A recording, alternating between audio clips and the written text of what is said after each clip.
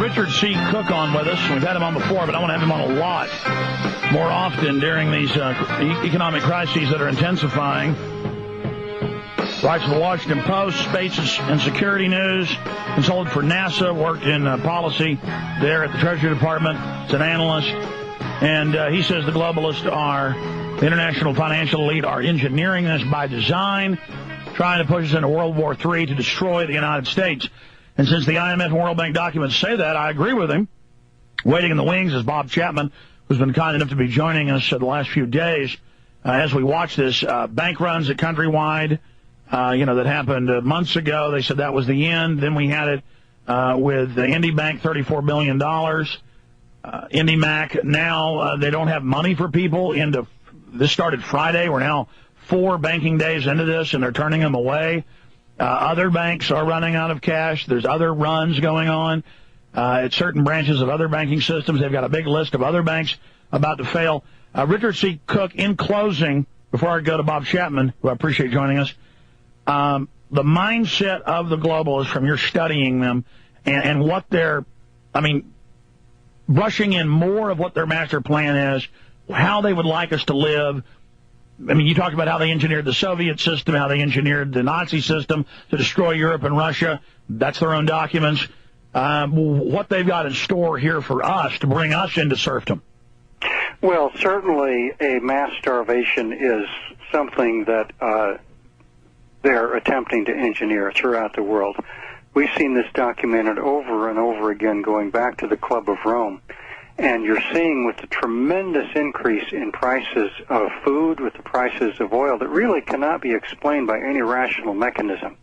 It's being done deliberately, and again, the attempt is to trigger a world war that is going to devastate the world, with the United States and Russia being the principal antagonists, and on the ashes, the so-called New World Order will be built with the financiers and the financial elite in control. So that is what appears to be in the plan, and the way to avoid that or to resist it is very simply to not allow this war to take place.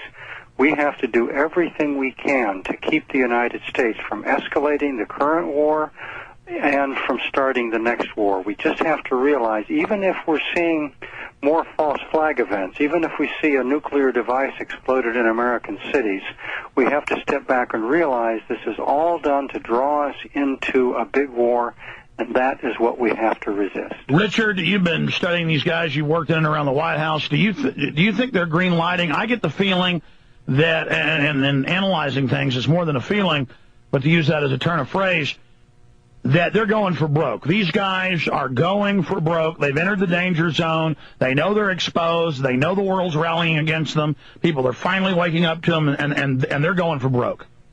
I think that's the way it looks right now. And the reason I'm so concerned is I live here in Austin, the per capita, the wealthiest city in the United States, more than Manhattan, ladies and gentlemen, more than San Francisco, and more than Georgetown. Per capita, richest city in the world. In the United States.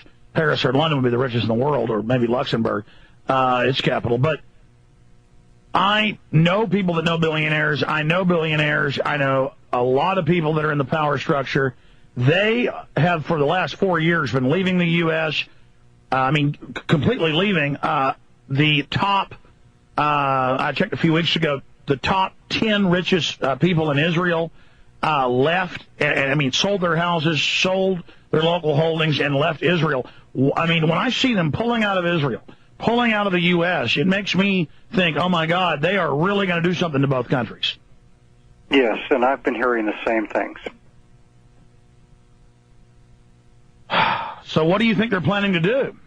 Well, again, I think the plans for a major war are underway.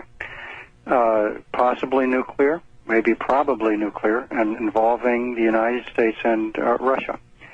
Russia may resist that. In fact, I do think that Putin has the understanding and the ability to hold out as far as he can, but as the United States keeps pushing further and further into the Middle East and continues to engineer all of these provocations, then something is bound to break out. So that's why it's our own government that's got to be reined in, and we have to do whatever we can to resist this drive toward war, because it's war that is used by the internationalists to redraw the map. That's what they did with World War I. That's what they did with World War II. And World War III, really, if you look at the history of it, has been projected for a very long time. People who wrote about this long ago said Central Asian start. 3 world wars. Yes, exactly. Central Asian, Middle Eastern start, pulling Russia and China in, even if the globalists have to use Pakistan as a surrogate. And that's what we have to avoid. This is what we have to resist. Okay, fire out your website, sir, and tell us when your new book's coming out. My website is www.richardccook.com.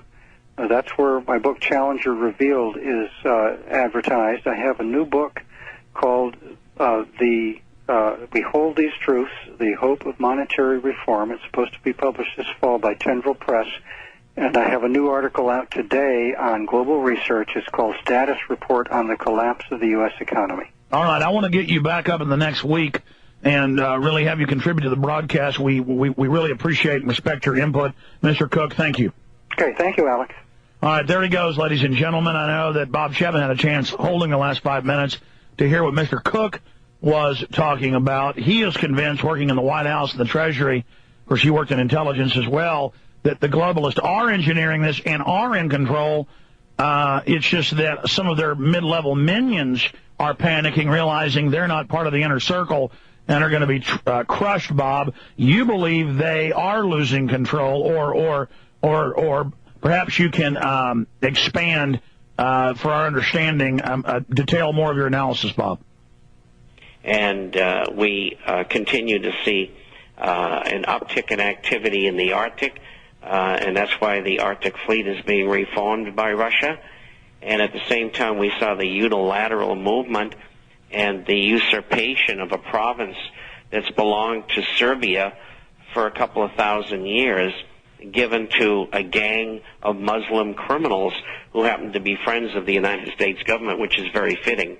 And so, Russia has been very, very restrained, but they're now training their missiles on major European cities, and just like in the Cold War, and that's what we're going to return to, and in all probability there will be a third world war, and I don't even want to contemplate it. Bob, I want to get into the mindset of the elite. I mean, you were the biggest gold and silver broker in the world for the time. You've lived in South Africa, London, Paris. You've been all over the planet, in your second reincarnation as a businessman, before that in intelligence.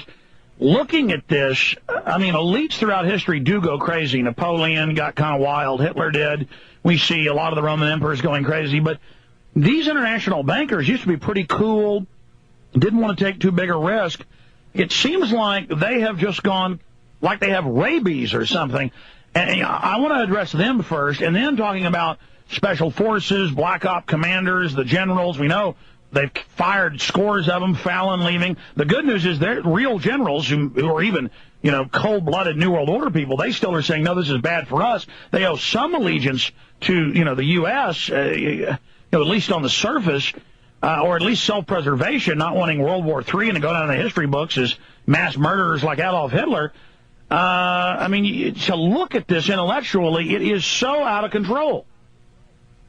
Well, it is, and I think it comes of a long time in power, for their generations of power, 1,000 years, in controlling the monetary systems and economies of so many countries. And they get fat and sassy, and they think they can do anything they want. They don't care about life. They might tell you that they do, but they don't. They've all got passes to the bunkers.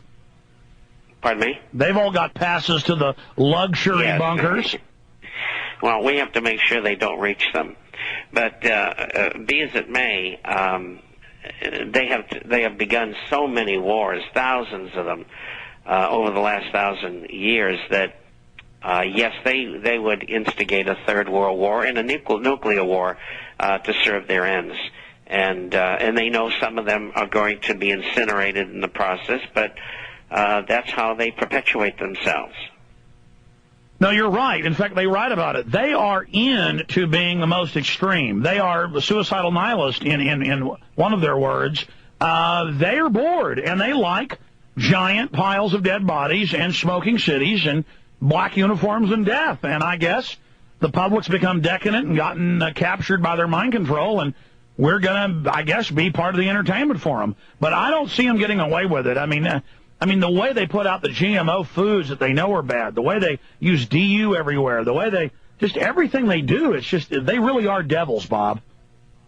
Well, that's true. And the people, because of your program and programs like it, and, of course, the Internet, there's so many more people who know what's going on today than did, say, in 1960. I mean, the difference is enormous. And maybe they won't get away with it. I just don't know.